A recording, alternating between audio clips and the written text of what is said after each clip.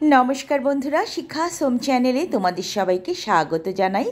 आशा करी सबाई भालो एवं सुस्थ आछो। आमी आजके पेঁয়াজকলির একটা চচ্চড়ি বানিয়ে তোমাদের দেখাবো। শীতকালে পেঁয়াজকলি তো খুব ভালোই পাওয়া যায় এবং খেতে বেশ ভালো লাগে।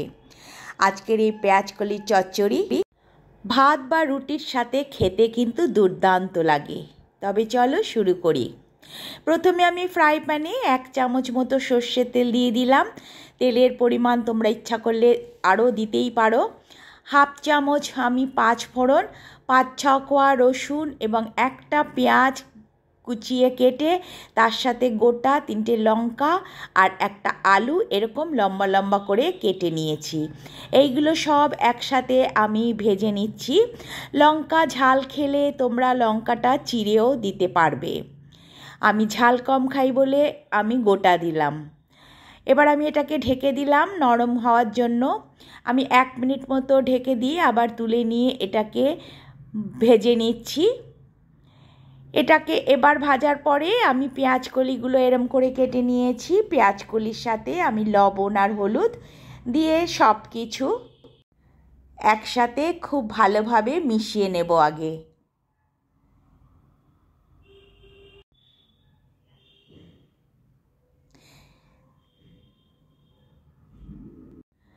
আমি পেঁয়াজকলিটা এইভাবে প্রথমবারই রান্না করলাম, তবে খেতে কিন্তু দুর্দান্ত হয়েছিল, তাই তোমাদের সাথে আজকে আমি শেয়ার করছি।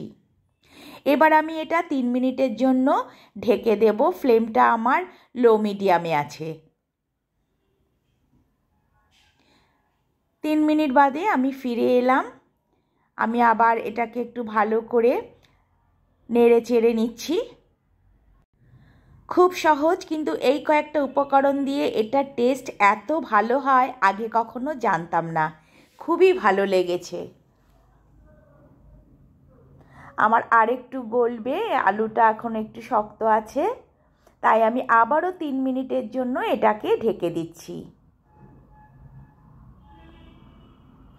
3 মিনিট বাদে আমি ফিরে এলাম। মাঝে একবার আমি একটু নেড়ে দিয়েছিলাম, নেড়ে দিয়ে আবার ঢাকা দিয়ে রেখেছিলাম।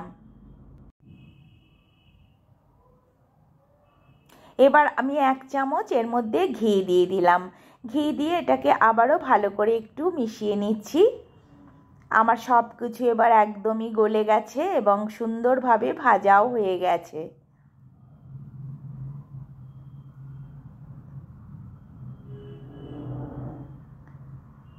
দেখতেই পাচ্ছ একদম সুন্দরভাবে হয়ে গেছে। এবার আমি একটু মিষ্টি দিয়ে দিলাম। আমি চিনির বদলে গুড় দিলাম। তোমরা এটা যদি না দিতে চাও তাহলে দিও না, অপশনাল থাকলেও, তবে একটু মিষ্টি মিষ্টি হলে খেতে বেশ ভালোই লাগে। যাই হোক, এটা তোমাদের মুখের রুচির উপর নির্ভর করবে। আমি ভালোভাবে গুড়টার সাথে মিশিয়ে নিচ্ছি।